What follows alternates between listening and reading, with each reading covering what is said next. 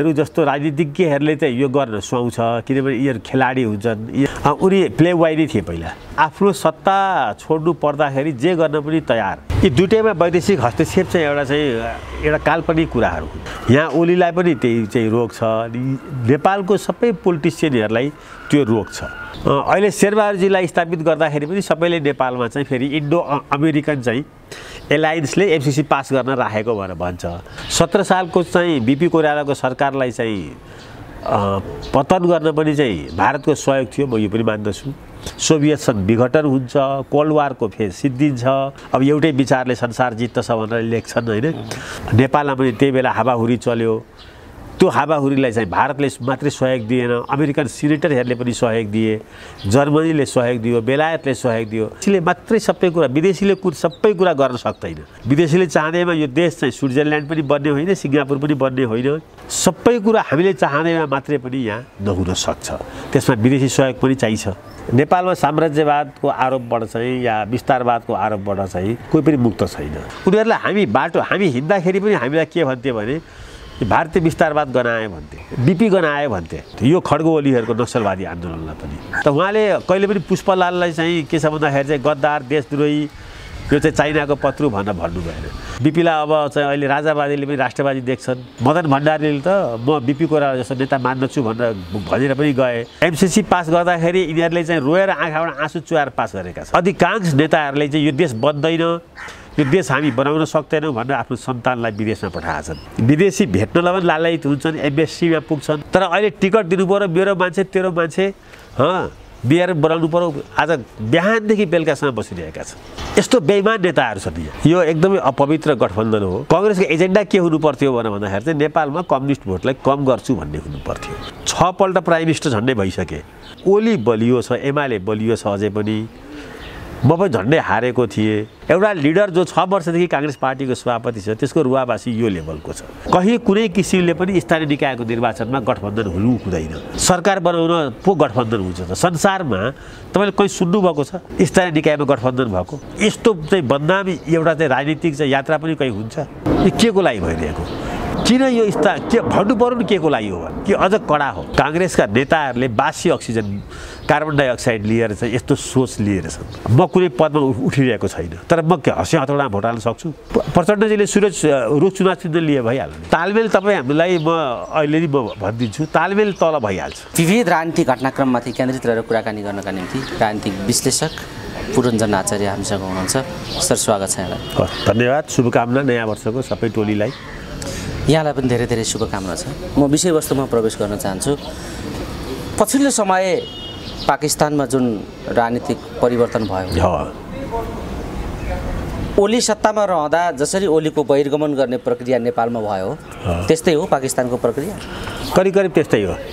करिब चाहिँ ओलीको चाहिँ सत्ता बहिर्गमन चाहिँ के थियो भन्दाखेरि चाहिँ आफ्नै पार्टीको आन्तरिक विभाजनबाट सुरु भएको हो, आन्तरिक द्वन्द्वबाट सुरु भएको हो। इमरान खानको चाहिँ पार्टी चाहिँ एक ठाउँमा थियो, तर एलायन्स चाहिँ उनको बिग्रिएको हो। उनले पनि त्यही बाटो अपनाए, संसद विघटन गर्ने।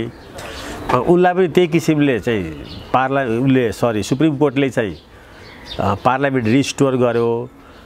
त्यहाँ पनि के थियो भन्दाखेरि चाहिँ सभामुख इमरान खानको प्राइम मिनिस्टरको पक्षमा थियो। यहाँ चाहिँ सभामुख चाहिँ ओलीको विरुद्धमा थिए। मोटामोटी साउथ एसियन पोलिटिक्सको क्यारेक्टर चाहिँ के देखिन्छ भने जोसुकै प्रधानमन्त्री होस् त्यसले एउटा संवैधानिक कोर्सभन्दा बाहिर निस्किएर चाहिँ निकास खोज्ने प्रयत्न गर्छ। ओलीले पनि संवैधानिक कोर्सभन्दा चाहिँ बाहिर निस्किएर चाहिँ राजनीतिक निकास खोज्ने प्रयत्न गरे। इमरान खानले पनि संविधानभन्दा बाहिर गएर राजनीतिक निकास खोज्नको लागि चाहिँ प्रयत्न गरे। त्यसै कारणले अब ओली चाहिँ कन्भेन्सनल पोलिटिक्सबाट आएको हो, परम्परागत राजनीति भन्छ क्या, पार्टी सङ्गठनमा काम गरेको, लामो समय जेल बसेको। ओलीहरू जस्तो राजनीतिज्ञहरूले चाहिँ यो गर्न सुहाउँछ किनभने यिनीहरू खेलाडी हुन्छन्। यिनीहरूलाई धेरै देशको भन्दा पनि पार्टीको कार्यकर्ताको माया हुन्छ। तर इमरान खान चाहिँ एउटा स्टार क्रिकेटर भएर पोलिटिक्समा आएका थिए। उनको पपुलारिटी चाहिँ वर्ल्ड कप क्रिकेट जितेपछि भएको हो। त्यो पनि इन्डियामा भएको वर्ल्ड कपमा होइन। म क्रिकेटको चाहिँ राम्रै चाहिँ शौकिन भएको नाताले मैले उनलाई चाहिँ 75-76देखि जहिलेदेखि उनले क्रिकेट खेल्न थाले म फलो गर्छु उनलाई।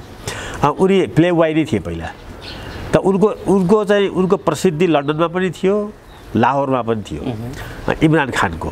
र एउटा स्पोर्ट्स स्टार चाहिँ कसरी चाहिँ प्राइम मिनिस्टर हुन्छ भन्ने र कसरी चाहिँ तल झर्छ भन्ने कुरा उनले स्थापित गरे। एउटा पोलिटिक्सकै खेलाडी होइन, जुमाको रेखी बसेदेखिको चाहिँ ओलीजी चाहिँ अब पोलिटिक्समै लागेको र आफ्नो सत्ता छोड्नु पर्दाखेरि जे गर्न पनि तयार। यी दुवै पात्रहरूलाई चाहिँ उस्तै ठाउँमा राख्न सकिन्छ। ठ्याक्कै यी उथलपुथलहरूमा जसरी वैदेशिक हस्तक्षेपका सवालहरू उठे यी पनि मिल्दाजुल्दा छन्। यी दुईटैमा वैदेशिक हस्तक्षेप चाहिँ एउटा काल्पनिक कुराहरू हुन्। दुईटैमा ढङ्गले पेचिलो ढङ्गले उठाए नि इमरानले पनि, नेपालमा त्यस्तो उठेन होइन। यो यस्तो छ, संसारमा कसैले पनि आफ्नो असंवैधानिक कदमलाई चाहिँ त्यो राष्ट्रिय मुद्दाबाट उठेको भनिदियो भने त आफू कमजोर हुन्छ भन्ने छ। यहाँ ओलीलाई पनि त्यही चाहिँ रोग छ, नेपालको सबै पोलिटिसियनहरूलाई त्यो रोग छ। त्यो रोगबाट अछुतो कोही छैन, त्यसमा पनि कम्युनिस्टहरू नेपालको त धेरै नै त्यो रोगबाट ग्रसित छन्। हिजो प्रचण्डले पनि चाहिँ सत्ता छोड्नु पर्दाखेरि आफूलाई अब भारतले हटाए भनेर रुवाबासी गरे होइन। अहिले पनि के छ भन्दाखेरि चाहिँ अब ओलीजीले अस्ति सत्ताबाट चाहिँ बाहिर निस्किनु पर्दा पनि विदेशी षड्यन्त्रै भनेर भने। अहिले शेरबहादुरजीलाई स्थापित गर्दाखेरि पनि सबैले नेपालमा चाहिँ फेरि इन्डो अमेरिकन चाहिँ एलायन्सले एमसिसी पास गर्न राखेको भनेर भन्छ। अमेरिका चाहिँ यो मामलामा बेनिफिटेड छ। अमेरिकाले केही गर्नु पर्दैन, हाम्रा यहाँका नेताहरूले चाहिँ हामी नेपालीहरूलाई, नेपालका पार्टीहरूलाई, नेताहरूलाई यो अमेरिकन एजेन्ट हो भनिदिन्छन्, कसैलाई भारत भनिदिन्छन्, कसैलाई चाइना भनिदिन्छन्। अनि उनीहरू पनि मक्ख पर तिनीहरूलाई आफ्नो मान्छे भन्छन्। स्वाभाविक रूपमा चाहिँ उनीहरूले चाहिँ इच्छै नगरिकन पनि उनीहरूको पोल्टामा नेपालका नेताहरू पुगिरहेका हुन्छन्। या इमरान खानले चाहिँ अब अहिले त्यहाँ चाहिँ भइरहेको नवाज शरीफको चाहिँ भाइलाई, जो लाहोरको चिफ मिनिस्टर सायद दुईपल्ट भएको छ क्यारे, अहिले प्राइम मिनिस्टर भएको छन्, अब अमेरिकनहरूले चाहिँ ल्याएको भनेर भन्छन्। यो हाम्रो साउथ एसियामा यो अहिले चल्छ। यो यसमा ल्याउनु पर्दैन। मैले किन यो प्रसङ्ग यताबाट जोडेको भने नेपालको राजनीतिमा धेरै परिवर्तनहरू भए। 46 साल हो भनौँ, त्योभन्दा अगाडि 7 साल भनौँ, 7 सालदेखि यता जति परिवर्तनहरू भए, यी परिवर्तनहरूमा वैदेशिक भूमिका, मुख्य गरी भारतको भूमिका महत्त्वपूर्ण रह्यो भन्ने कुरा चर्चा छ र यो घाम जत्तिकै छर्लङ्ग पनि छ। त परिवर्तनमा वैदेशिक भूमिका जसरी छ, निर्वाचनमा वैदेशिक भूमिका कस्तो रहन्छ, हुन्छ कि हुँदैन बताइनुहोस् त। कि तपाईँ मान्नुहुन्न परिवर्तनमा वैदेशिक भूमिका थियो भने? म 7 सालको परिवर्तनमा भारतको चाहिँ सहयोग थियो, म यो मान्दछु। राणाशाहीलाई समाप्त गर्नको लागि त्यो थियो। 17 सालको चाहिँ बिपी कोइरालाको सरकारलाई चाहिँ पतन गर्न पनि चाहिँ भारतको सहयोग थियो, म यो पनि मान्दछु। यो देखिने गरी छन्, यसको चाहिँ इभिडेन्सहरू भेटिन्छन्। 46 सालको परिवर्तनमा देखिने गरी संसारभरि त्यतिखेर कहीँ पनि डेमोक्रेसीको मुभमेन्ट भयो भने 89 पछि खास गरी त्यहाँ चाहिँ डेमोक्रेटिक कन्ट्रीहरूले सबैलाई सहयोग गरेका छन् संसारभरि। जब बर्लिनको वाल भत्किन्छ, सोभियत सङ्घ विघटन हुन्छ, कोल्ड वारको फेज सिद्धिन्छ र संसार एउटा चाहिँ युनिपोलर हुन्छ होइन। अब त्यही बेलामा एउटा किताब लेखिन्छ the end of history and के भन्ने होइन। अर्को निस्किन्छ के भन्दाखेरि चाहिँ फ्रान्सिस फुकुआमाले पनि लेख्छन्, फेरि अब एउटै विचारले संसार जित्दछ भनेर लेख्छन् होइन। अब यो सबै कुराहरू चाहिँ के थियो भने 89मा चाहिँ 80 त्यो बर्लिनको पर्खाल या कम्युनिस्ट सत्ता ढलेपछि सोभियत सङ्घको संसारभरि चाहिँ 2-3 किसिमको आन्दोलनले संसारमै चाहिँ अगाडि आउँछ। जसरी दोस्रो विश्वयुद्धपछि संसारमा चाहिँ उपनिवेशवादको अन्तको चाहिँ सिलसिला सुरु हुन्छ, त्यस्तै बर्लिनको पर्खाल ढलेपछि र सोभियत सङ्घको विघटनपछि संसारमा डेमोक्रेसीको वेभ सुरु हुन्छ। त्यो डेमोक्रेसीको वेभमा चाहिँ त्यतिखेर त्यो 89-90देखि लिएर मलाई याद छ चाहिँ 2000सम्म संसारमा चाहिँ त्यति धेरै चाहिँ प्रजातान्त्रिक मुलुकहरू आजसम्म भएको छैन। अहिले त धेरै घटिसक्यो होइन। अहिले त्यतिखेर त रुस आफै पनि चाहिँ एल्सिनको नेतृत्वमा डेमोक्रेटिक कन्ट्री थियो होइन। नेपालमा पनि त्यही बेला हावाहुरी चल्यो। त्यो हावाहुरीलाई चाहिँ भारतले मात्रै सहयोग दिएन, अमेरिकन सिनेटरहरूले पनि सहयोग दिए, जर्मनीले सहयोग दियो, बेलायतले सहयोग दियो। छिमेकमा भारत भएको हुनाले हामीले भारतलाई चाहिँ चिनिहाल्छौँ, देखिहाल्छौँ होइन। त्यस कारणले यो के हुन्छ भने संसारमा अब अहिले भनौँ न एक किसिमले संसारमा वातावरणको एजेन्डा ग्लोबल छ होइन, क्लाइमेट चेन्जको एजेन्डा चाहिँ अब ग्लोबल छ। यो चाहिँ अब नेपालमा पनि छ नि, नेपाललाई पनि यसमा सहयोग गरिरहेको छ नि संसारले, यो कुरो इस्यु हुँदैन।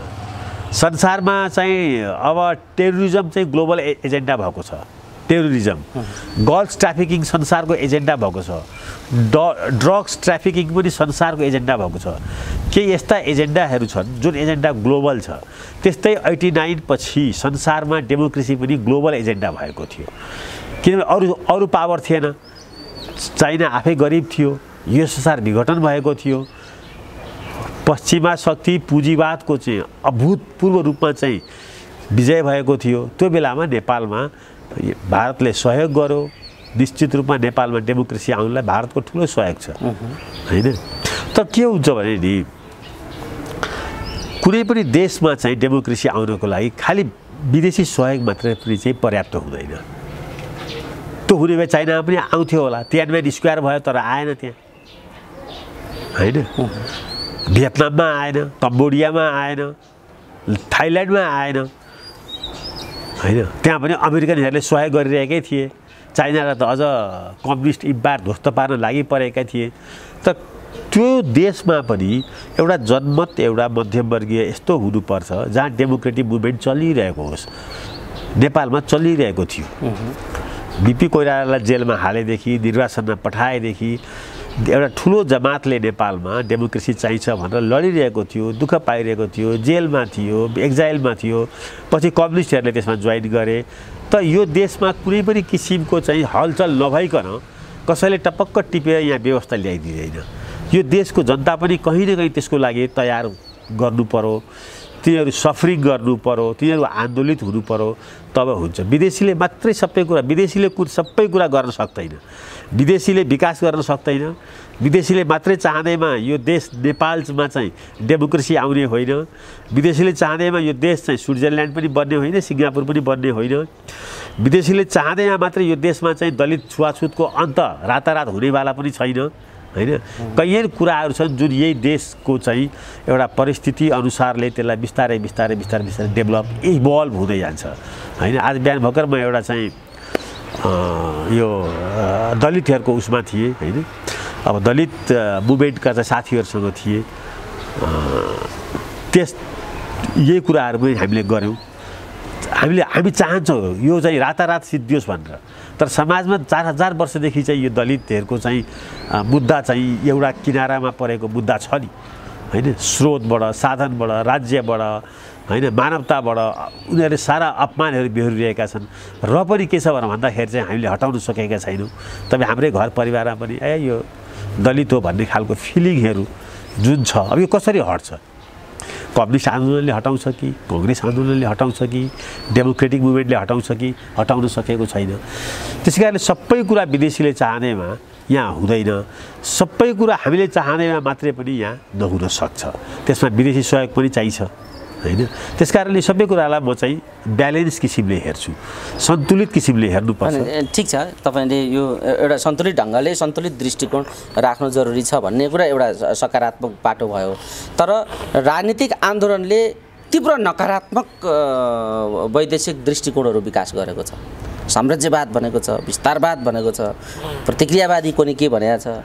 यी शब्दकोशहरू जुन छन् राजनीतिले पैदा गरेका, यी शब्दकोशहरूले भड्किएको छ मान्छेको मनस्थिति। यसलाई समेट्ने पाटो चाहिँ डेमोक्रेटहरूको हो, प्रजातन्त्रवादीहरूको हो। त्यो काम काङ्ग्रेसले गर्छ भन्ने नेपाली राजनीतिमा गर्नुपर्छ, गर्छ भन्ने काङ्ग्रेसले भनिआएको कुरा हो। तर काङ्ग्रेस त अर्कै बाटोमा गयो त। अब यसलाई कसले समेट्ने भन्नेतिर मैले अब हेर्नुहोस्, यसमा म तपाईँलाई केही चाहिँ आफैसँग भएको घटनाबाट भन्दा अझ बढी क्लियर हुन्छ कि नेपालमा साम्राज्यवादको आरोपबाट चाहिँ या विस्तारवादको आरोपबाट चाहिँ यसमा यो कोही पनि मुक्त छैन। यसको म जतिखेर कलेज पढ्थेँ, विराटनगरको महेन्द्र मोरङ कलेज पढ्थेँ, म अब लोकतान्त्रिक आन्दोलनमा अलिकति क्रियाशील थिएँ। त्यो कलेजमा अब वामपन्थीहरू पनि या कम्युनिस्टहरू या अखिल पाँचौँहरू पनि थिए। उनीहरूलाई हामी हिँड्दाखेरि पनि हामीलाई के भन्थे भने भारतीय विस्तारवाद गनाए भन्थे, हामीलाई देख्ने बित्तिकै। अर्को के भन्थे भने बिपी गनायो भन्थे। यो हाम्रो कानमा चाहिँ एकपल्ट होइन हरेक दिन 50 पल्ट पर्थ्यो। ती नेताहरू अहिले चाहिँ माथि चाहिँ एमालेका नेता भएको छन्, ठुल्ठुलो पदमा पुगेका छन्, जो हामीसँगै विराटमा पढ्थे। अब महिला भन्थे, बिपी गनाए भन्थे, गिरिजा गनाए भन्थे, भारतीय विस्तारवाद गनाए भन्थे। देख्नु हुँदैन थियो हामीलाई त। खुइल्याउनु पर्यो भने एउटा ट्याग त्यसरी लगाइदिन्थे सक्ने। तर अब हामी चाहिँ चाइनिजहरू के अरे कम्युनिस्टहरूलाई चाहिँ धेरै गाली नगरेको चाहिँ नेपालको डेमोक्रेटिक मुभमेन्टले हो। बिपी कोइरालाले कम्युनिस्टहरूसँग मिल्नु भएन होइन, आन्दोलनको लागि कहिले पनि मिल्नको लागि तयार हुनु भएन।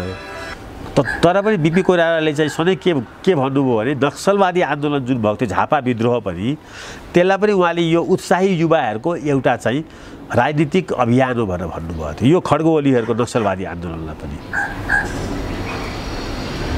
त उहाँले त्यसलाई भन्नु सक्नुहुन्थ्यो नि होइन। उहाँलाई ज्ञान नभएर उहाँले चाहिँ नभनेको होइन नि। त उहाँले कहिले पनि पुष्पलाललाई चाहिँ के छ भन्दाखेरि चाहिँ गद्दार, देशद्रोही, यो चाहिँ चाइनाको पत्रु भनेर भन्नु भएन। नेपालमा दुर्भाग्य के छ भने यो गाली साहित्यको चाहिँ विश्वविद्यालय चाहिँ कम्युनिस्टहरूको बिचमा चाहिँ असाध्यै धेरै छ।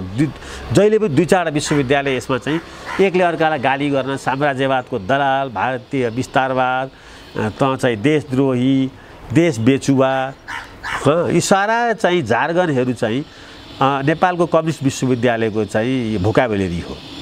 अब पहिला त काङ्ग्रेसलाई धेरै भन्थे। अब अहिले नेपाली काङ्ग्रेसले योबाट केही हदसम्म बिपीलाई अब चाहिँ अहिले राजावादीले पनि राष्ट्रवादी देख्छन्, कम्युनिस्टहरूले पनि राष्ट्रवादी देख्छन्। मदन भण्डारीले त म बिपी कोइराला जस्तो नेता मान्दछु भनेर पनि गए। अहिले सिपी मैनालीहरू पनि त भन्न थालेका छन्। मतलब कैयन कुराहरू के छ भने यो समयको कालक्रममा चाहिँ उनीहरू आफै संसदीय भाषमा आएका छन्। उनीहरू आफै के छ भन्दाखेरि चाहिँ अहिले तपाईँले हेरिहाल्नुभयो होला, प्रचण्ड र चाहिँ के अरे प्रचण्ड, शेरबहादुरजी र चाहिँ माधव नेपाल, सुभाष नेमाङहरू चाहिँ एउटा भारतीय राजदूत कहाँ चाहिँ को चाहिँ बैठकमा डिनर खान भनेर गएको फोटो अहिले भाइरल भएको छ होइन। सहसचिव स्ट्यान्डर्डको यहाँबाट सचिव पुरै भाइरल छ, त्यो भाइरल छ। अब हिजो भएको भए तपाईँ यो कल्पना गर्न सक्नुहुन्थेन। हिजो भएको भए अहिले सुभाष नेमाङलाई कारबाही हुन्थ्यो, प्रचण्डको त राजनीति नै सिद्धिन्थ्यो। त समयले के गरेको छ भने यिनीहरूलाई पनि सतहमा ल्याएको छ। त्यो विश्वविद्यालय पनि अब त्यसका विद्यार्थीहरू पनि बिस्तारै कम होलान्। तर पनि नेपालमा के छ भने भारतलाई गाली गर्यो भने, अमेरिकालाई गाली गर्यो भने सारा चाहिँ के छ भन्दाखेरि चाहिँ नेताका छोराहरू कहाँ छन् भने अमेरिकामा छन्। इभन सबैभन्दा धेरै गाली गर्ने माओवादीका पनि अमेरिकामै छन्। मलाई के लाग्छ भने अहिले एमसीसी पास गर्न सबै कम्युनिस्टहरू थर्कमान भएर पास गरेको कारण पनि त्यही आफ्ना सन्तानलाई चाहिँ भेट्न जानलाई फेरि भिसा पाइँदैन कि भनेर होला। त्यो पनि डर थियो यिनीहरूलाई। एमसीसी पास गर्दाखेरि यिनीहरूले चाहिँ रोएर आँखाबाट आँसु चुहाएर पास गरेका छन्। एमसीसी के हो त्यो भिन्दै कुरा भयो। तर यिनीहरू किन सबै पास गर्न बाध्य भयो भने नेपाल एउटा यस्तो देश हो जहाँको राजनीति गर्ने राजनीतिज्ञहरूका सन्तान चाहिँ अधिकांशका चाहिँ यो नेपालमा छैनन्। तपाईँले र्याङ्क एन्ड फाइलमा यो एउटा खोज भयो तपाईँहरूको यो टेलिभिजन मार्फत चाहिँ अधिकांश नेताहरूले चाहिँ यो देश बन्दैन, यो देश हामी बनाउन सक्दैनौँ भनेर आफ्नो सन्तानलाई विदेशमा पठाएका छन्। उनीहरूको कन्फिडेन्स छैन हामी यो देश बनाउँछौँ भन्ने। सबैले आफ्नो सन्तानलाई उता पठाइसकेर कुनै पनि बेला यहाँ चाहिँ मतलब चाहिँ अर्को राजनीति चाहिँ घटनाक्रम भयो भने आफू पनि उतै जानको लागि भिसा लगाएर बसेका छन्। त्यसै कारणले एकपल्ट त म के भन्छु भने यो यहाँको पोलिटिसियनहरू जसरी माओत्सेतुङले चाहिँ मलाई लाग्छ आफ्नो जीवनमा मुस्किलले 1-2 विदेश भ्रमण गरे होला। एकपल्ट यहाँको कम्युनिस्टहरूले चाहिँ हामी एकपल्ट पनि विदेश जाँदैनौँ, हामी भ्रमण गर्दैनौँ भनेर भन्ने हो भने नेताहरूले, नेताका चाहिँ अनुयायीहरूले यो देश त्यसले पनि बन्नलाई मद्दत गर्छ। आफ्नो सन्तान विदेश पठाएको छन्, आफू विदेश जान लालायित हुन्छन् होइन, विदेशी भेट्नलाई पनि लालायित हुन्छन्, एम्बेसीमा पुग्छन्। अनि गाली राजनीति गर्नु पऱ्यो भने अहिले दूर दराजको भोट ल्याउनको लागि चाहिँ भारतलाई गाली गर्छन्, अमेरिकालाई गाली गर्छन्, यो गरिहाल्छन्। आफू डिनर खान्छन्, विश्लेषकलाई गाली गर्छन्, भारतीय पनि के जाति, उता जाति, अमेरिकी, यस्ता त्यसकारणले दोहोरो तेह्रो चरित्रको नेपालको नेताहरूले चाहिँ एउटा प्रष्ट चरित्र नलिउन्जेलसम्म यो स्प्लिट पर्सनालिटीले, यो मल्टिपल पर्सनालिटीले नेपाललाई चाहिँ गाँजेको छ। नेपालको नेताहरूसँग अरू कुरा सोच्ने कुरा छैन क्या, कसरी छलछाम र ढाँट गरेर आफ्नो चाहिँ स्वार्थ पूर्ता गर्ने भन्नेमा छ। आफ्नो मुलुकको एजेन्डा, नेपाली जनताको गरिबी, यहाँको बेरोजगारी, यहाँको मुद्रास्फीति, यो मुलुकको अर्थतन्त्रको कमजोर पक्षहरूको बारेमा कुनै दिन तपाईँले डिबेट भएको सुन्नुभएको छ? आज बिहानदेखि बेलुकासम्म काङ्ग्रेस र 5 दलको गठबन्धन छ। यत्रो बेरोजगारी, यत्रो मुद्रास्फीति छ, यत्रो महँगी छ, एक दिन पनि यो 5 दल बसेन नि। तर अहिले टिकट दिनु पर्यो, मेरो मान्छे तेरो मान्छे बिहार बनाउनु पर्यो, आज बिहानदेखि बेलुकासम्म बसिरहेका छन्। यस्तो बेइमान नेताहरू छन् यहाँ। पुरञ्जन सर, यो ठ्याक्कै यो विषयमा तपाईँले नै जोड दिनुभयो। चुनावको छेउमा यस्ता खालका कुराहरू भइराखेका छन्, तर गठबन्धन जस्तो हुन सकिराखेको छैन। गठबन्धनभित्र एक आपसमा गाँड कोराकोरको स्थिति छ। काङ्ग्रेस पङ्क्तिमा एक मत साझा दृष्टिकोण बन्न सकेको छैन। कम्युनिस्ट समाजवादी, एकीकृत समाजवादी र माओवादी केन्द्रका नेता पुष्पकमल दाहाल प्रचण्ड र माधव नेपाल पनि आफूमा मनमुटाव बढाइराखेका छन्। तैपनि गठबन्धन भनेर गठबन्धन चलिराखेकै छ। यो चलेको छ कसरी? साझा दृष्टिकोण बन्न सकेन किन? यो बताइए। अनि बन्दैन, बन्नु पनि हुँदैन। यो एकदमै अपवित्र गठबन्धन हो मेरो विचारमा। काङ्ग्रेसको अब न्यारेटिभ हेर्नुहोस्। काङ्ग्रेसको पहिलो न्यारेटिभ के छ भन्दाखेरि चाहिँ केपी ओलीको एमाले बलियो छ, यसलाई कमजोर पार्नको लागि चुनावमा अरू 2टा कम्युनिस्टसँग गठबन्धन गर्नुपर्छ भन्ने छ। अर्थात् अरू 2टा कम्युनिस्टलाई चाहिँ बढाउनुपर्छ, विस्तार गर्नुपर्छ भन्ने न्यारेटिभ छ। काङ्ग्रेसको एजेन्डा के हुनुपर्थ्यो भन्दाखेरि चाहिँ नेपालमा कम्युनिस्ट भोटलाई कम गर्छु भन्ने हुनुपर्थ्यो। 6 वर्षदेखि शेरबहादुर देउपाई पार्टीको सभापति छन्, 6 पल्ट प्राइम मिनिस्टर झन्डै भइसके। उनको भनाइ के छ भन्दाखेरि चाहिँ ओली बलियो छ, एमाले बलियो छ, अझै पनि म पनि झन्डै हारेको थिएँ, त्यसै कारणले माओवादी र माधव नेपालसँग गठबन्धन गरौँ भन्ने छ। अर्थात् एउटा बलियो कम्युनिस्ट पार्टी छ, अरू 2टा कम्युनिस्ट पार्टीलाई बलियो पार्नको लागि काङ्ग्रेसको शेरबहादुरजीको मूल एजेन्डा यो छ। आज 14औं महाधिवेशनबाट अत्यधिक बहुमतले जितेको पार्टी सभापतिको सोच र दृष्टिकोण के छ भन्दाखेरि चाहिँ आफ्नो पार्टी बलियो छ र म यसलाई बहुमतको पार्टी बनाउँछु, म कसैसँग एलायन्स गर्दिनँ भन्ने छैन। आफू जित्न पनि डडेलधुरामा मलाई अब धन्दै मैले जितेँ, म एलायन्स गर्नुपर्छ मैले भन्ने छ। यो रुवाबासी हो नि। एउटा लिडर जो 6 वर्षदेखि काङ्ग्रेस पार्टीको सभापति छ, त्यसको रुवाबासी यो लेभलको छ।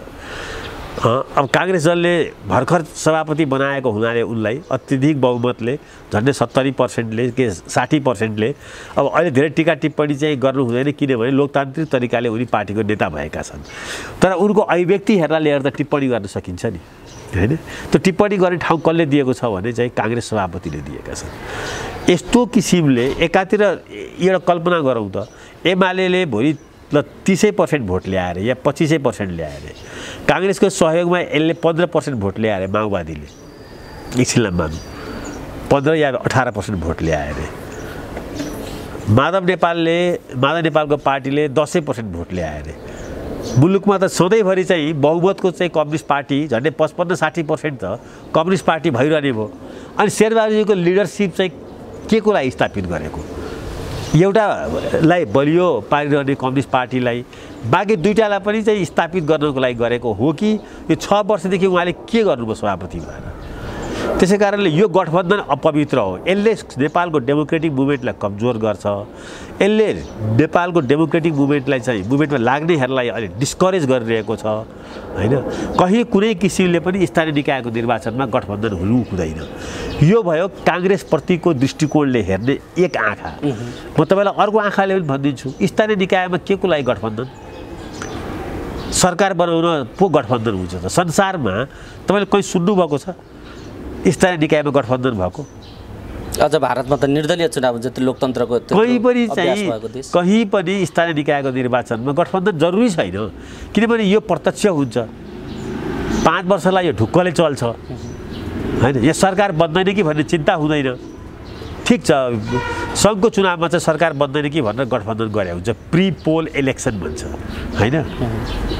यहाँ के को लागि यहाँ त चाहिँ एकदमै अल्पमतमा छ अरे अहिले चाहिँ हाम्रो ललितपुरको चाहिँ मेयर भनौँ न चलो त 5 वर्ष चल्छ त यहाँ त जनताले प्रत्यक्ष हाल्ने ठाउँमा यो गठबन्धन गर्ने सोच नै के हो भने बिरामी सोच हो। लोकल इलेक्सनमा जसले गठबन्धनको सोचलाई अगाडि बढाइरहेको छ अहिले काङ्ग्रेसको नेताहरू खास गरी कम्युनिस्टहरूको लागि जरुरी छ। प्रचण्डको लागि चाहिँ पोलिटिकल स्पेस क्रिएट गर्न जरुरी छ, स्पेस उनलाई चाहिएको छ अलिकति बलियो भएर अनि ओलीसँग चाहिँ बार्गेनिङ गर्न सकौँ भनेर। माधव नेपालको लागि चाहिँ सर्भाइभलको लागि चाहिँ जरुरी छ। तर काङ्ग्रेसको लागि चाहिँ मैले बुझेको छैन के कारणले काङ्ग्रेसले गठबन्धन भन्दैछ, के कारणले ओलीलाई कमजोर गरेर प्रचण्डलाई बलियो पार्न चाहिँ काङ्ग्रेसको यो एउटा न्यारेटिभमा चाहिँ काङ्ग्रेसले आफ्नो उम्मेदवार चाहिँ कम गर्न सक्छ। के फरक छ? माथि गठबन्धन टिकाउनलाई तल धन्दा गरिएको शेरबहादुरजीलाई प्रधानमन्त्री बनाउन सारा 7 दशकको चाहिँ नेपालको डेमोक्रेटिक आन्दोलन विश्वप्रसाद कोइरालादेखि लिएर कृष्णप्रसाद भट्टराई गणेश मानजीहरू सबलाई चाहिँ लएर टुकुचामा बगाइदिने, होल डेमोक्रेटिक आन्दोलनमा लाग्नेहरूलाई चाहिँ हँसिया हतौडामा भोट हाल्न लाउने, यस्तो चाहिँ बदनामी एउटा चाहिँ राजनीतिक चाहिँ यात्रा पनि कहीँ हुन्छ। यो के को लागि भइरहेको? सङ्घर्षको लागि ठिक छ, सिस्टम परिवर्तनको लागि पनि ठिक छ। यो म कहीँ यसको जस्टिफिकेसन मैले धेरै एङ्गलबाट हेर्दा पनि स्थानीय निकायको निर्वाचनमा मैले शेरबहादुरजीको र शेरबहादुरजी एन्ड कम्पनीले किन यो के भन्नु पर्यो नि के को लागि हो भनेर। एमालेलाई कमजोर पार्ने भन्ने ठिक छ ल, एमाले कमजोर पार्दा अर्को डेमोक्रेटिक पार्टी बलियो हुन्छ त? प्रचण्डजी चाहिँ एमाले भन्दा मोडरेट कम्युनिस्ट हो कि अझ कडा हो? अनि मैले कहीँ यहाँ तर्क भेटिरहेको छैन। यो कुतर्कले चाहिँ काङ्ग्रेसलाई चाहिँ अब काङ्ग्रेसको अब सबभन्दा ठुलो दुर्भाग्य के छ भने कहीँ डिबेट हुँदैन काङ्ग्रेसमा। आजको काङ्ग्रेसमा कहीँ डिबेट भयो, कोही फ्रेस अक्सिजन लिन खोज्यो भने न यो सब कुराहरू भन्ने हो। त्यसैले तपाईँको टेलिभिजन मार्फतबाट म भन्छु काङ्ग्रेसलाई आज फ्रेस अक्सिजन चाहिएको छ। काङ्ग्रेसका नेताहरूले बासी अक्सिजन कार्बन डाइअक्साइड लिएर चाहिँ यस्तो सोच लिएर छन्। योभन्दा बेकुफीपूर्ण निर्णय चाहिँ अरू हुन सक्दैन। यो एउटा काङ्ग्रेसको पाटो हो, तर तलबाट विद्रोह सुरु भएको छ। कार्यकर्ताले फ्रेस अक्सिजन खोजिराखेका छन् भन्ने कुरा उदयपुरले पनि देखायो, सङ्खुवा सभाले पनि देखायो, वीरगञ्जले पनि देखायो। यसको अर्थ छ काङ्ग्रेसले मान्दैन, यसको अर्थ छ कि छैन? नेपाली काङ्ग्रेस ठुलो अर्थ छ नि। नेपाली काङ्ग्रेसमा शेरबहादुरजीले 14औं महाधिवेशनबाट भर्खर सभापति जित्नुभएको छ। उहाँले यो गठबन्धनको सुगारटा यसै गरी भन्नुभयो भने उहाँको लेजिटिमेसी यही स्थानीय निकायको निर्वाचनमा समाप्त हुन्छ। यो एउटा पाटो तपाईँलाई यहीँ रोकेर यो नेपाली काङ्ग्रेसको पङ्क्ति एउटा दृष्टिकोणको नेपाली काङ्ग्रेसलाई हेर्ने दृष्टिकोण काङ्ग्रेस मात्रै डुब्दा मलाई चिन्ता हुँदैन। यो वामपन्थीहरू आएका छन् नि जोडिन नेपालको डेमोक्रेटिक मुभमेन्टको मलाई चिन्ता भइरहेछ। अनि यो चिन्तासँग जोडिएर आएका हतियार उठाएर पुरै रक्तपातद्वारा राज्य सत्ता कब्जा गर्छु र सबैलाई ठिक लाउँछु भन्ने प्रचण्ड, हिजो टाउको मोल तोक्ने शेरबहादुर देउबाजी जसरी एक ठाउँ आएर अहिले गठबन्धन गर्दै हुनुहुन्छ स्थानीय निकायको निर्वाचनमा, यो एक ठाउँ आइपुगेका अलिक फरक पात्र माधवजी र प्रचण्डजी पनि मिल्न नसक्नुको कारण के हो? यतापट्टिको आएको अलिकति तपाईँको दृष्टि दुईटाको पृष्ठभूमि चाहिँ फरक छ। हेर्नुहोस्, दुईटा यिनीहरू तपाईँ एमालेको कुनै पनि सेक्सन मैले धेरै पटक भनेको छु, यो जुन बेला एकदम ठुलो चाहिँ एमाले र माओवादीको एकता भयो, यो एकताको हनिमुन 3 वर्ष टिक्दैन भनेर मलाई लागेको थियो। किनभने दुईटाको विश्वविद्यालय फरक छ, दुईटै नेताहरू आउने फरक छ। एमाले धेरै हदसम्म धेरै किसिमले डेमोक्रेटिक चाहिँ एक्सर्साइजहरू गरेर आएको छ। पञ्चायती व्यवस्थामा पनि यसले भाग लिएको छ, जनपक्षीय भनेर भाग लिँदै आएको छ। त्यसमा पद्मरत्न तुलाधरहरूले, द्रोणाचार्यहरूले, थुप्रै मानिसहरूले भाग लिएर पार्लियामेन्टमा आएको छन्, लोकल बडीमा आएका छन्। एमालेको लोकतान्त्रिकरणको प्रक्रिया चाहिँ झन्डै 4 दशकको हुन थाल्यो। माओवादीको चाहिँ लोकतान्त्रिक प्रक्रिया चाहिँ अहिले 2 दशकको पनि भएको छैन। त्यसै कारणले प्रचण्डजीको पार्टी कुनै पनि किसिमले माधवजीसँग गएर मिलेर काम गर्न सक्दैन। यही चुनावमा तपाईँ हामी देख्नेछौँ। जसरी चाहिँ प्रचण्डजी र ओलीजी मिल्नै सक्नुहुन्न भन्ने यो दुईटा छुट्टै विश्वविद्यालय हो। प्रचण्डजीको उत्पत्ति विकास र उहाँको नेतृत्व गर्ने स्टाइल चाहिँ अर्कै छ। यहाँ केपी ओलीको लागि चाहिँ कुनै चाहिँ उनी लोकतन्त्रवादी हुन् भनेर भन्ने ठाउँ कहाँनिर छैन भने अस्तिको चाहिँ उनको चाहिँ त्यो जुन ढङ्गको संसद विघटन भयो 2 पटक चाहिँ त्यसले गर्दा उनको इमेज तल गएको हो। होइन उनले जुन ढङ्गले संवैधानिक निकायहरूमाथि चाहिँ इन्क्रोचमेन्ट गरे त्यसले गर्दा हो। नभए जे जस्तो भए पनि त्यो पार्टी चाहिँ त्यो एमाले भन्ने पार्टीको त डेमोक्रेटाइजेसन भएको त धेरै अगाडिदेखि हो नि। अब त्यसले गर्दाखेरि चाहिँ अब यो प्रचण्डजीको कस्तो छ भने काङ्ग्रेससँग मिल्नको लागि स्वार्थ हो, काङ्ग्रेसको पनि प्रचण्डजीसँग मिल्ने चाहिँ स्वार्थ हो। तर यहाँ दुवैमा के हो भन्दाखेरि चाहिँ दुवैको स्वार्थ चाहिँ इन्डिभिजुअल भयो। नेपाली काङ्ग्रेसको स्वार्थ कम, शेरबहादुरजीको स्वार्थ धेरै, फेरि प्राइम मिनिस्टर हुनु छ। प्रचण्डजीको चाहिँ पार्टीको स्वार्थ कम, छोरीको स्वार्थ चाहिँ बढी, फेरि छोरीलाई भरतपुरमा स्थापित गराउनु छ। यी दुवैको व्यक्तिगत स्वार्थले गर्दाखेरि चाहिँ के भएको छ भन्दाखेरि चाहिँ दुवै पार्टीको लाई चाहिँ नेताहरूलाई च्यालेन्ज चाहिँ आफ्नै पार्टीबाट आएको छ। शेरबहादुरजीलाई आज चाहिँ पर्सादेखि लिएर उदयपुरसम्म, जुम्लादेखि लिएर चाहिँ हुम्लासम्म सबैतिरबाट मलाई लाग्छ डडेलधुराईबाट पनि चाहिँ उहाँलाई च्यालेन्ज आउँछ कि हामी माओवादीसँग या एकीकृत समाजवादीसँग मिल्दैनौँ भनेर। त्यसले गर्दाखेरि नेताहरू अब अहिले चाहिँ आफ्नो ग्रिप चाहिँ लुज गर्दैछन् पार्टीभित्र। शेरबहादुरजी भर्खर सभापति हुनुभएको छ, उहाँको ग्रिप चाहिँ फुस्किँदैछ पार्टीभित्र, उहाँको कमान्ड कन्ट्रोल अब पार्टीमा रहन सक्ने स्थिति छैन। अगर यस्तो निर्णय गर्नुभयो भने कोही टेर्दैन। 5 वर्ष 10 वर्षदेखि मान्छेले स्थानीय निकायको निर्वाचनमा चाहिँ रुख चुनाव चिन्ह लिएर लड्छु भनेर चाहिँ तपस्या गरेर बसेको छ। आज त्यो मान्छे र त्यसको सारा चाहिँ त्यो चाहिँ मेहनतलाई चाहिँ होइन त हँसिया हतौडामा भोट हाल भन्ने बित्तिकै मान्दछ। तपाईँ एउटा कुरा म तपाईँलाई इक्जाम्पल दिन्छु, म कुनै पदमा उठिरहेको छैन, तर म के हँसिया हतौडामा भोट हाल्न सक्छु? म आफै सक्दिनँ। म जस्ता हजारौँ मान्छे छन् काङ्ग्रेसमा जो उम्मेदवारको आकाङ्क्षी पनि छैनन्, तर हँसिया हतौडामा भोट हाल्दाखेरि हो अगर नेपाली काङ्ग्रेसले भन्न सक्नु पर्यो जोरदार रूपमा, जसरी कमल थापालाई चाहिँ उनले ल्याए नि के अरे चाहिँ सूर्य चुनाव चिन्हमा, प्रचण्डजीले रुख चुनाव चिन्ह लिए भइहाल्यो नि। रुखमा चुनाव लड्ने वातावरण बनाए भयो काङ्ग्रेसले, गठबन्धनै गर्ने जति हुन्छ। यो एउटा अभ्यास तपाईँले बताउनु हो। तर जसरी अहिले यो स्थितिमा उहाँहरू द्वन्द्वका बीच चुनावमा जाने कुरा गरिराख्नु भएको छ, जसरी काङ्ग्रेस भनेको मै हुँ भनेर शेरबहादुरजी सभापति पनि हुनुहुन्छ, विधान त काङ्ग्रेसको विधान त उहाँ नै हो सभापति, तर काङ्ग्रेस जम्मै काङ्ग्रेस भनेको शेरबहादुर हो भन्ने ढङ्गले जसरी उहाँ निर्णय गर्दै जानु भएको छ र जसरी विद्रोह आएको छ, अब परिणाम कस्तो हुन्छ होला निर्वाचनको परिणाम?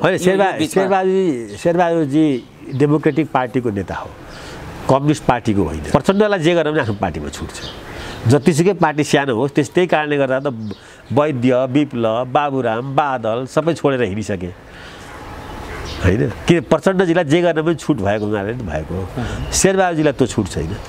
शेरबहादुरजीलाई त केन्द्रीय कार्य समितिमा च्यालेन्ज आउँछ, शेखर कोइरालाले च्यालेन्ज गर्छन्, गगनले च्यालेन्ज गरिरहेकै छन्। हामी मान्दैनौँ भनेर छ, गर्नु हुँदैन भनेर छ। हिजो विश्वप्रकाशको पनि सुन्दै थिएँ, म महामन्त्री हुन्। नेपाली काङ्ग्रेस पार्टीमा विश्वप्रसाद कोइरालाले चाहिँ म सशस्त्र चाहिँ क्रान्ति गर्छु, अब भारत बस्छु भन्दा कृष्णप्रसाद भट्टराईले चाहिँ म गर्दिनँ भनेर त यहाँ बस्नुभयो। यो त्यस्तो पार्टी हो होइन, पार्टी नै त्यस्तो हो। यो निर्णय अब गठबन्धनको यो निर्णय बदलिने सम्भावना छ त? नेपाली काङ्ग्रेसको यो दबाब सिर्जना भएको छ, यसले गठबन्धन तोडेर सिङ्गल आफ्नो तरिकाले आफ्नो पार्टीको चुनाव चिन्ह लिएर आफू चुनावमा जाने खालको सिङ्गल वातावरण बन्छ। अब यो वातावरण बिथोल्ने काम नेताहरूले गरे। यो सडककै तल चाहिँ के हुन्थ्यो भने गठबन्धन भन्नु पर्दैन, तल मिलिहाल्थे। तल चाहिँ वार्डमा ल त 2 ठाउँमा जित, म 3 ठाउँमा जित्छु भनेर तल त जित्नको लागि चुनाव लड्छन् नि। अनि माथि जति गठबन्धन गरे पनि तल एउटा तलको गठबन्धन अर्कै छ। तपाईँलाई भन्नु मनोविज्ञान तल अर्कै छ। रोल्पाको थवाङमा पनि आजभन्दा 5 वर्ष अगाडि भएको लोकल इलेक्सनमा कङ्ग्रेस र विप्लवको पार्टी मिलेर उठेको थिए। तल हुनसक्छ, त्यो तल चाहिँ तालमेल हुनसक्छ। नेपाली काङ्ग्रेसले गरेको निर्णय जुन थियो स्थानीय आवश्यकता अनुसार तालमेल गरी अगाडि बढ्ने भने त्यो बेस्ट शब्द र बेस्ट निर्णय भएको थियो। त्यसको आफ्नै केन्द्रीय कार्य समितिले गरेको निर्णयको विपरीत चाहिँ शेरबहादुरजी जान खोज्दा र शेरबहादुर एन्ड कम्पनी जान खोज्दाखेरि आज महामन्त्री द्वय लगायत शेरबहादुरजीलाई च्यालेन्ज गर्ने शेखर कोइरालाहरूले छुट्टै किसिमले दबाब दिनु परेको हो। आफ्नै केन्द्रीय कार्य समितिले गरेको निर्णय विपरीत चाहिँ शेरबहादुरजी अगाडि बढ्न खोज्दै हुनुहुन्छ। काङ्ग्रेसले यो चाहिँ मान्दैन। तालमेल तपाईँ हामीलाई म अहिले नि म भनिदिन्छु, तालमेल तल भइहाल्छ, स्थानीय आवश्यकता अनुसार तालमेल तल भइहाल्छ। तर यहाँबाट गर्ने निर्णय चाहिँ जुन छ नि, यहाँ काठमाडौँमा बसेर गर्ने निर्णयले यो नेपालको विकास मोडल पनि यही भएर आजसम्म नेपालीको विकास नभएको हो। सबै विकास मोडल काठमाडौँ, सिंहदरबार, अनि के अरे बालुवाटार, होइन, बडे बडे विद्वानहरूको जारगनले गर्दा देशको आर्थिक नीति नै चाहिँ कहिले पनि चाहिँ तलको कुरा सुनेर चाहिँ नेपालमा चाहिँ विकासको मोडल तयार गरेको भए आज नेपालमा यत्रो चाहिँ अपर्च्युनिटी हुँदा पनि किन विकास भएन? माथि हार्वर्ड र चाहिँ के अरे चाहिँ अक्सफोर्ड चाहिन्छ र नेपालको विकास गर्नलाई? किसानको कुरा सुनेको भए पो त किसानले भन्थ्यो म खेतमा यसरी उत्पादन गर्न सक्छु, मलाई यो सहयोग दियो भनेर। कुनै पनि नेपालको विकास मोडल जसलाई जो टार्गेट ग्रुप हो त्यसको कुरा सुनेर चाहिँ भएकै छैन। त्यस्तै अहिले चाहिँ नेपाली काङ्ग्रेसको कुनै पनि चाहिँ निर्णयहरू अहिले जुन बैठक हुन्छ, आज बिहान पनि भएको थियो, भरे साँझ पनि होला, आज सोमबार म तपाईँसँग यो कुरा गर्दाखेरि 5 गते हो, यहाँ बसेर गरिने कुनै पनि निर्णयहरू तलकोले मान्दैन। किसान सोझा होलान्, श्रमिक सोझा होलान्, होइन, आम जनता सोझो होलान्, तिनीहरू मान्लान्। तर काङ्ग्रेस पार्टीको या अरू पनि पार्टीको, अब अहिले भनौँ न, प्रचण्डजीको पार्टी चाहिँ कतिपय ठाउँमा चाहिँ उनीहरूले हामी यहाँ तालमेलै गर्दैनौँ चाहिँ भनिसके। प्रचण्डजीको पार्टी माओवादीले चाहिँ यो माधवजीको पार्टीले चाहिँ आफ्नो हैसियतभन्दा धेरै मागो यसलाई दिनु हुँदैन भनेर भनिसके। अनि कङ्ग्रेसको मान्छेले चाहिँ त्यो भन्नु पाउनु पर्दैन? कङ्ग्रेस पनि आफ्नो ठाउँमा ठिकै छ। त्यसै कारणले मैले चाहिँ के देखेको भएर भन्दाखेरि चाहिँ यो गठबन्धन चाहिँ ब्रेक हुन्छ यही स्थानीय निकायको निर्वाचनमा। यो एउटा पाटो हो। अर्को पाटो, यो सरकार गठबन्धन सरकार जसरी काम गरिराखेको छ, यो अनेकौँ कारणले पटक पटक सङ्गीन खालका विवादहरूमा मुछिँदै आएको छ र त्यसका पछाडि माओवादी बोक्दाखेरि यस्तो बाध्यता भयो देउवालाई भन्ने खालको बुझाइ पनि छ भने कतिपय यो साझा कार्यक्रमै हो भन्ने खालको बुझाइ पनि आइराखेको छ। गभर्नर निलम्बन गरियो, चोलेन्द्र शमशेरलाई महाभियोग लगाउने प्रक्रिया कुराहरू चले, अदालतको हुर्मत लिने काम भयो। यी समग्र कुराहरू जे भइराखेका छन्, यो आर्थिक सङ्कटका बीच गभर्नरलाई चलाउनु गम्भीर एउटा विषय हो भन्ने खालको आइराखेको छ। तपाईँले यो विषयलाई कसरी हेर्नुहुन्छ पुरञ्जन सर? अब हेर्नु के गर्दैछ यो गठबन्धन सरकार, वास्तवमा के गर्दैछ? यो गठबन्धनको चाहिँ अहिले सरकार चलाउनलाई बनेकै थिएन। जति दिन अगाडि बढ्छ त्यति दिन यसले समस्या ल्याउँछ। यो वास्तवमा 3 तहको निर्वाचनको लागि मात्रै थियो। यसले अरू के पनि नगरिकन खुरुक्क लाएर 3 तहको निर्वाचन गरिदिएको भए यो गठबन्धनलाई म्यान्डेट पनि त्यति नै हो। म्यान्डेट पनि भनौँ न, अब जुन ढङ्गले आउँछ कुनै पनि चिज चाहिँ परिवर्तन नगरिकन अहिले चाहिँ गभर्नरलाई हटाउनु पर्ने केही कारण म देखिरहेको थिइनँ। होइन, म देख्दिनँ, म पनि अर्थशास्त्रकै विद्यार्थी हुँ, म देख्दिनँ। तर अब के हुन्छ भने यहाँ जहिले पनि चाहिँ पोलिटिकल लिडरहरू कहिले पनि चाहिँ यहाँ आफूलाई रङ चाहिँ ठहराउन चाहँदैनन्। कुनै पोलिटिकल लिडरहरूले मैले गल्ती गरेँ भनेको छ आजसम्म छैन नि। उसले सक्छ, उसले गल्ती देखाइन्छ कसलाई भन्दाखेरि चाहिँ गभर्नरलाई। त्यसै कारणले नेपालमा के छ भने नेताहरूले फेरि चाहिँ यहाँका नेताहरू चाहिँ ब्रह्मा विष्णु महेश सबै हुन्। कसैलाई पनि चाहिँ आफ्नो ज्ञानको बारेमा शङ्का छैन, न ओलीजीलाई, न देउपाजीलाई, होइन, न चाहिँ के छ भन्दाखेरि प्रचण्डजीलाई। प्रवचन दिनु पऱ्यो भने यहाँ घन्टौँ दिन सक्छन्। अब त्यो प्रवचन अरूसँग पनि अलिकति लिउ ज्ञान। यसमा यो सबै कुराहरूमा पहिलाको फर्स्ट जेनेरेसनका नेताहरू चाहिँ अलि लचिलो, अलि फराकिलो थिए। मनमोहन दाई चाहिँ म राम्ररी चिन्थेँ, होइन, विराटनगरको भएको नाताले। कम्युनिस्टको त्यत्रो टावरिङ पर्सनालिटी, जो नेपालको पहिलो कम्युनिस्ट प्राइम मिनिस्टर पनि हुनुभयो। उहाँले पहिलो सुरु भेट्दाखेरि चाहिँ के छ देशको हालखबर भन्नुहुन्थ्यो, उहाँ सुन्नलाई तयार हुनुहुन्थ्यो। आजको नेपालको कुनै अर्थविज्ञ पनि कोही सुन्न चाहँदैन, त्यो तलको कुरा कोही सुन्न चाहँदैन, कोही पोलिटिसियन पनि सुन्न चाहँदैन, ब्युरोक्रेसीले त सुन्न छोडेको 4 दशक भइसक्यो। त्यस कारणले चाहिँ यो मुलुकलाई सुन्ने मान्छे पनि चाहिँ खोज्नु पर्ने छ क्या।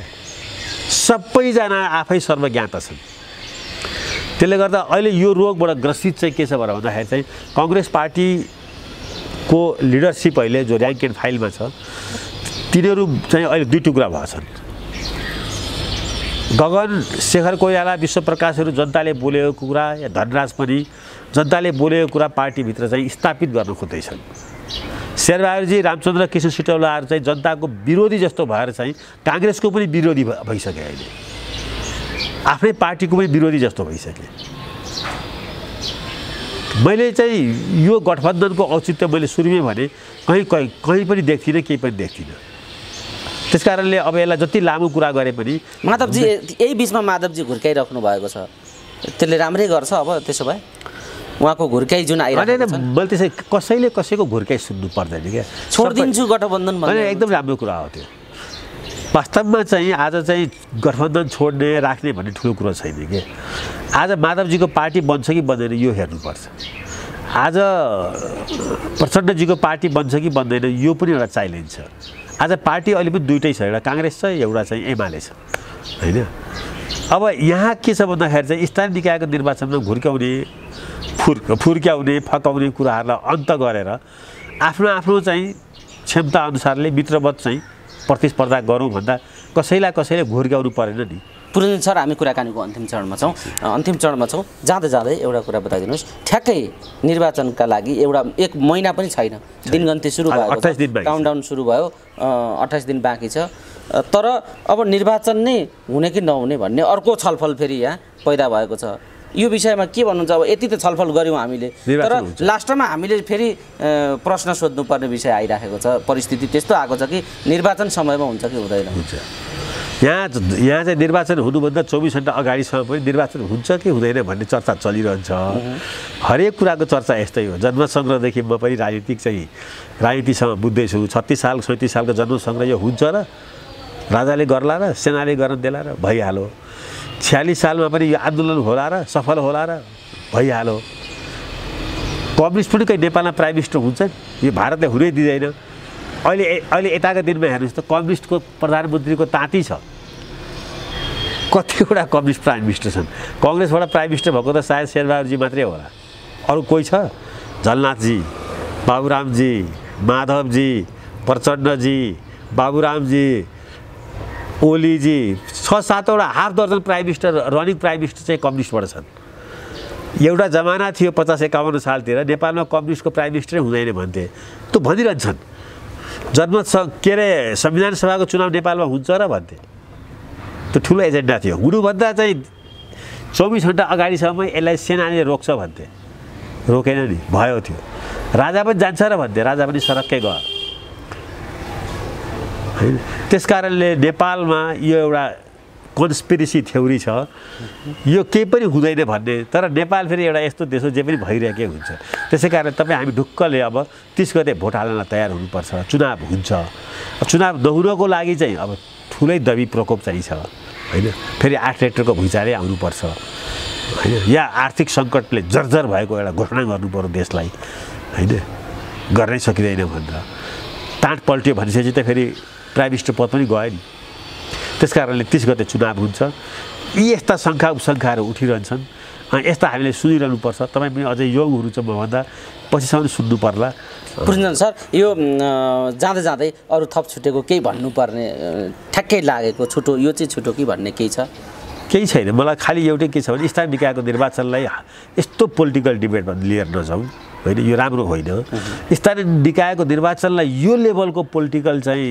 कन्सर्न राख्नुपर्ने सेन्ट्रलले जरुरी पनि थिएन स्थानीय लेभलमै चाहिँ सल्टिहाल्थ्यो होइन जिल्ला लेभल र स्थानीय लेभलमा सल्टिन्थ्यो नेपालका नेताहरूले केही काम नपाएर चाहिँ होइन केही काम नपाएर यसमा हात हाले जस्तो देखिँदैछ र यसले दुर्घटना ल्याउने खतरा देखिसकियो किनभने जब धेरै यसमा स्टेकमा चाहिँ हामी गयौँ भने यसलाई एकदम लाइटली लिएको भए हुन्थ्यो अब यसलाई बिगारिसके अब चुनावलाई चाहिँ स्वाभाविक रूपमा लिने हो भने चाहिँ युद्ध मैदान जस्तो चुनावलाई बनाउन थाले क्या यहाँ मेरो हुनुपर्छ यहाँ तेरो हुनुपर्छ एउटा स्थानीय निकायको निर्वाचन भनेको यो विकासको कुरा हो अलिअलि विकास गर्छन् जसले जिते पनि यो गर्नुपर्छ भनेर एउटा लाइटली लिएको भए र सेन्ट्रल लेभलबाट यस्तो हस्तक्षेप नगरेको भए आज माहौल अर्कै हुन्थ्यो नेताहरूको पनि बुद्धि पलाएको छैन अझै पनि चेतेका छैनन् त्यस कारणले अब फेरि यसमा स्वार्थहरू पनि चाहिँ गाँसियो सबैको अब दुर्भाग्य छ हामी अझै चाहिँ राजनीतिको चाहिँ त्यो जुन ढङ्गको डेमोक्रेसीको चाहिँ सुन्दर पक्ष हुन्छ निर्वाचन मात्रै होइन निर्वाचनलाई लिएर सोच जुनहरू हुन्छ नेताहरूको जसरी उनीहरूले बुझ्नुपर्छ निर्वाचनलाई मात्रै होइन कि निर्वाचनको परिणामलाई मात्रै होइन कि त्यो डेमोक्रेटिक एक्सर्साइजमा आम जनता पनि छ नै, त्यहाँ उनीहरूको विकास, समृद्धि, स्थिरता सबै कुराहरू चाहिँ जोडिएको छ भनेर त्यो सोच्ने फुर्सद चाहिँ निकालौँ, त्यति हो मेरो। हवस्, समय दिनुभयो, यहाँलाई धेरै धेरै धन्यवाद।